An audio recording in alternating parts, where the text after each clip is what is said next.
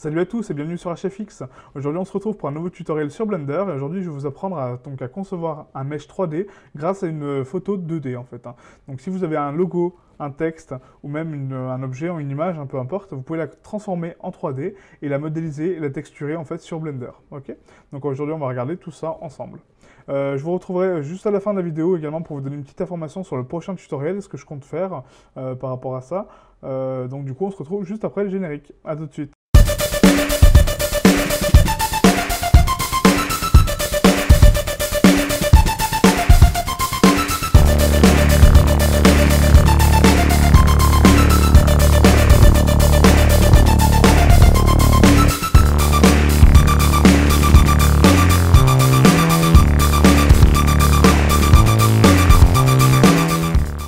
Alors, pour ce tutoriel, vous allez avoir besoin d'un autre logiciel en fait, qui vous permettra donc de transformer vos images pour les importer sur Blender, qui s'appelle Inkscape. Donc la méthode que je vais vous apprendre peut être aussi réalisée avec Illustrator, il n'y a pas de souci. Par contre, Inkscape, c'est un logiciel qui est gratuit et qui permet exactement de faire la même chose. Ok. Donc sur Google, vous allez taper donc Inkscape. Voilà. Donc c'est le petit programme qui est ici. Donc on a ici donc, le site officiel de Inkscape, donc inkscape.org, que je mettrai en description. Vous cliquez sur l'onglet Télécharger. Voilà, et là vous choisissez donc la version que vous souhaitez pour votre PC. Donc on a ici donc la version Linux, la version Windows et la version Mac.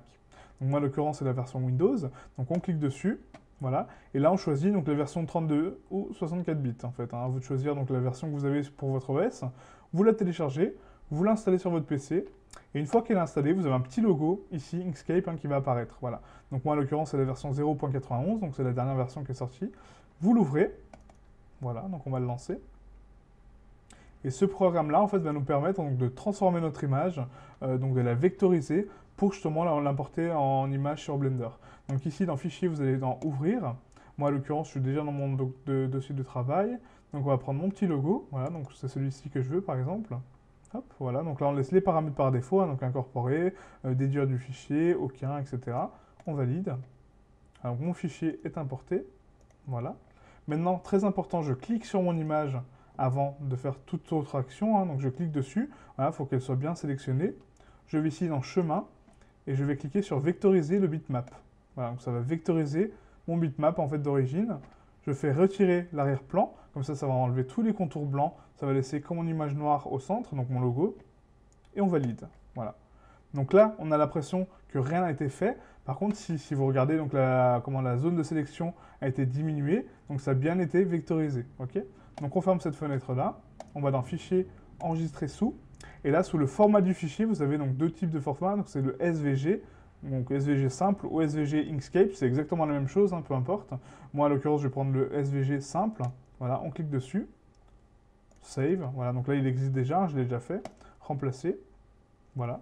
Et du coup, on va donc se retrouver sur Blender, en fait, pour justement le transformer en 3D. Donc on ouvre Blender, voilà, je vais dans Fichier, Importer, et là j'ai un petit onglet où c'est marqué, donc importer SVG en fait, Scalable Vector Graphics. Voilà, donc on importe, je vais chercher donc dans mon dossier mon petit fichier qui est là, voilà, et importer. Voilà. Donc là, en l'occurrence, il est apparu ici, vous voyez, en tout petit. Donc après, ça dépend de la taille de votre image. Si votre logo est vraiment très petit, donc si il fait par exemple 300 par 300 pixels, il sera encore plus petit que ça. Donc du coup, quand vous serez sur cette vue-là, vous n'allez même pas le voir en fait. Donc là, en l'occurrence, je vois qu'il y a un truc qui est apparu, voilà, il est là. Mais si vous prenez vraiment une toute petite image, vous n'allez pas la voir. Donc vous zoomez jusqu'à votre image en fait, voilà, jusqu'à la voir. Vous cliquez dessus, tout simplement. Et après, on va recentrer le point d'ancrage, en fait, pour pouvoir modifier cet objet, en fait. Donc, pour modifier le point d'ancrage, vous allez ici, donc, dans Objet, Transformer, et là, vous avez, donc, Origine vers Géométrie. Vous cliquez dessus, et du coup, ça recentre mon point, vous voyez, mon axe, est recentré par rapport au centre de mon objet. Voilà. Ensuite, maintenant, je peux le tourner. Donc là, on va le tourner. Voilà. Je vais l'agrandir également, donc on va appuyer sur Scale, donc je vais mettre une valeur de 10. Voilà, ça me permet de l'agrandir bien comme il faut. Hop, voilà, nickel. Maintenant, je vais mettre une petite lampe, donc Shift A pour placer donc un nouveau mesh. Et là, on va donc lampe, soleil, hop. Donc je vais le placer par ici, mon soleil. On va le monter un petit peu. Je vais le tourner donc sur l'axe des Y.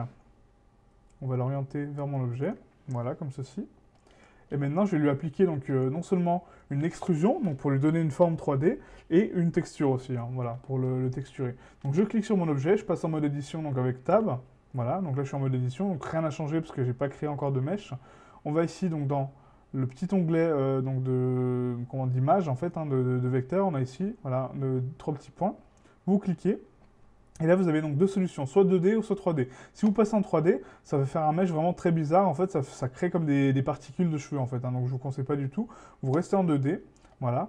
On va ensuite, ici, donc dans Extruder, on va mettre une valeur de 2 ou même plus. On va mettre 4 cm, par exemple. Voilà. 4 cm. Et du coup, ça va donc me l'extruder, voilà, sur l'axe des X en 4 cm. Donc là, si je le sélectionne, vous voyez, donc mon mesh d'origine est toujours au centre. Voilà, donc ça, c'est mes points de départ. Et après, ça a créé mon mesh en fait, extérieur, en fait, hein, voilà, qui est de 4 cm d'épaisseur. Ok. Voilà. Donc là, il est sélectionné. Je vais repasser en mode objet, donc vous appuyez sur Tab hein, pour repasser en mode objet. Et là, on va donc lui assigner un nouveau matériel. Donc vous avez ici SVG Mat 001. On fait utiliser les nœuds. Et là, je vais donner un shader, par exemple, on va mettre un shader de mélange. Il est où mon shader de mélange? Tac, tac, tac, là, shader de mélange. On va mettre encore un BSDF anisotropie, voilà, et un BSDF brillant. Voilà, comme ça fait un truc en métal. On va faire donc un petit rendu, hop, et voilà. J'ai mon objet qui est entièrement texturé et entièrement, entièrement 3D, quoi, parce que du coup, il a une épaisseur, une hauteur, une largeur, ok. Voilà, donc cette méthode-là est vraiment très simple, comme vous avez pu le voir, hein, c'est vraiment tout pour ce tutoriel.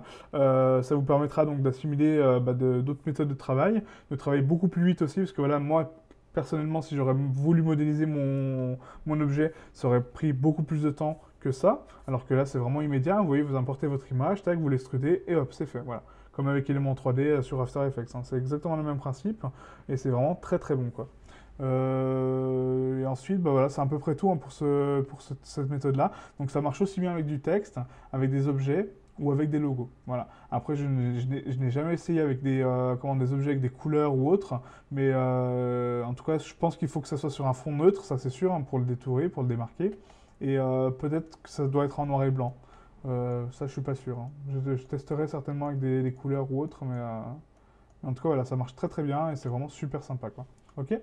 Donc une petite précision, comme je vous ai dit en début de vidéo, donc je prépare un très gros tutoriel sur Blender, en fait, où on va modéliser une maison. Donc certains d'entre vous sont déjà au courant, parce que je l'ai dit sur donc, le forum que je mets ici. Donc c'est un forum qui regroupe pas mal de designers en fait en modélisation 3D, donc ça soit bien aussi Cinema 4D, After Effects, vraiment beaucoup de logiciels, et des gens vraiment très intéressants qui ont vraiment beaucoup de projets et beaucoup de talent. Donc je vous invite à aller faire un petit tour de ce côté-là. Et du coup, donc j'avais précisé dans ce forum en fait que j'allais faire un tutoriel pour concevoir une maison en 3D entièrement, donc avec les fondations, les fenêtres, etc., le toit, et ensuite de concevoir tous les éléments en fait de la maison, donc pour l'habiller en fait. Hein. Après, j'ai une autre idée, c'est de vous faire participer vous en fait, hein, donc vous mes abonnés, de participer avec moi à ce projet en fait. Donc c'est-à-dire que moi, je vais vous montrer pour faire les fondations de la maison, le texturing des fenêtres, le texturing du sol, du plafond, voilà. Et ensuite, comment modéliser un objet en 3D, en fait, hein, donc par exemple une table basse, etc. Donc de vous donner quelques bases. Et après, ça sera à vous de jouer, vous les abonnés, en fait, hein, donc de me créer des objets pour que je puisse les intégrer dans ma maison. Donc il n'y a aucune contrainte par rapport aux objets, vous faites vraiment ce que vous voulez, hein, que ce soit aussi bien un verre, une table, une chaise, enfin vraiment tout ce que vous voulez. Vraiment, il n'y a aucune contrainte. J'essaierai d'intégrer les éléments dans la maison, il n'y a pas de souci. Tout ce que je vous demanderai, c'est de respecter vraiment les tailles réelles. Voilà, c'est tout ce que je vous demande. Parce que si vous faites je sais pas, par exemple une PS4 et vous la mettez en 10 mètres, il faudra que je la rescale, que ça se trouve, refasse les textures, etc. dessus, donc ça va être compliqué. Donc faites vraiment à l'échelle voilà, réelle, voilà. Si vous faites un verre, bah, voilà, il fait 10 cm, il fait 10 cm, donc verre, il n'y a pas de souci. Mais faites pas des choses vraiment trop grandes, ok? Envoyez vraiment tous les dossiers avec les textures et tous vos meshes hein, dessus. Donc, vous m'envoyez le petit dossier blend hein, en fait, hein, que vous créez à chaque fois quand vous sauvegardez.